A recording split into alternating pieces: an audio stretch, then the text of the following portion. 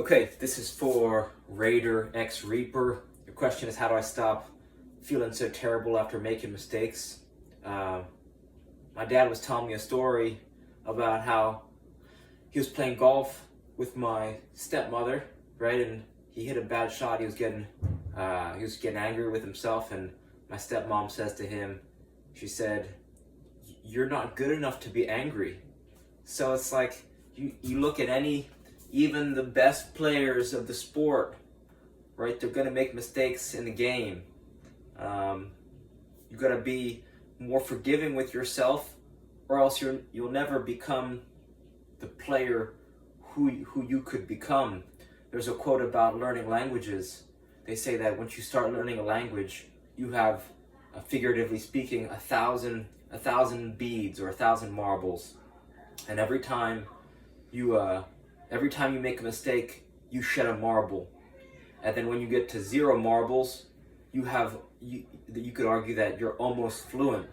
So the more mistakes that you make, the better you'll become if you learn from them. And you'll also learn to be more forgiving of yourself over time, right? Some people are much harder on themselves than others. That could be a byproduct of how you were raised.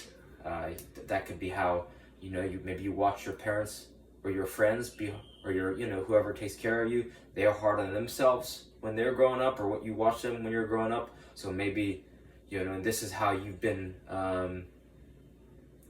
this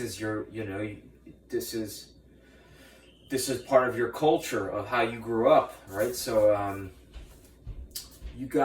the more mistakes that you make, you want to kind of get them out of your system so you can develop so you could become a better player. It's like, if you're not making mistakes, that means you're not growing, or that means you're not learning from them. But both are very telling, because think about it. Let's say you go through a game and you play perfectly, you make 0 mistakes, best game of your life. It may be hard for you to diagnose what can you make better if in your mind nothing is the problem. And it could very well be that you're practicing everything perfectly, and it's just about patience. But the chances that your training is perfect, and it's the perfect, it's never going to be perfect. Your training will never be perfect, and that's part of the joy of playing. It's that you can always, you got to make it the joy of soccer is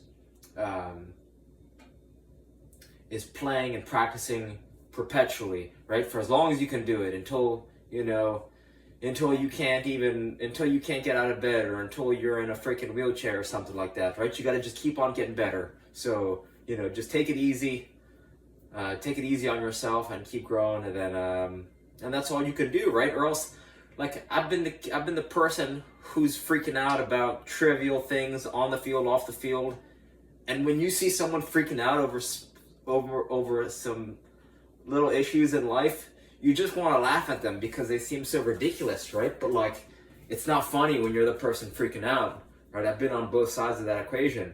So you gotta laugh at yourself. I think that's an art of living. I was just telling this story. A friend invited me to him and his fiance's wedding, so I responded positive. I responded, said I'm going to the wedding, and booked my flight. And I had such a tight time window. The wedding's in Ireland, and I had to fly into Dublin because there was no flights that day for Shannon or Cork, whatever. So I fly into Dublin. Plane got delayed. I had to catch another flight. I had missed a connecting flight. Had to fly to England to Dublin. Dublin, I drove 5+ hours. I get to the wedding, and no one's there. And I'm like, what's going on? So I go to the concierge. I'm like, what's the deal? I'm here. And she's like, give me a second. She's like, what's the party? Whatever. I find out I came a year early to my friend's wedding, right? So that's life. That's life telling you to slow down and start to take it easy. And from that moment, I could have freaked out. I could have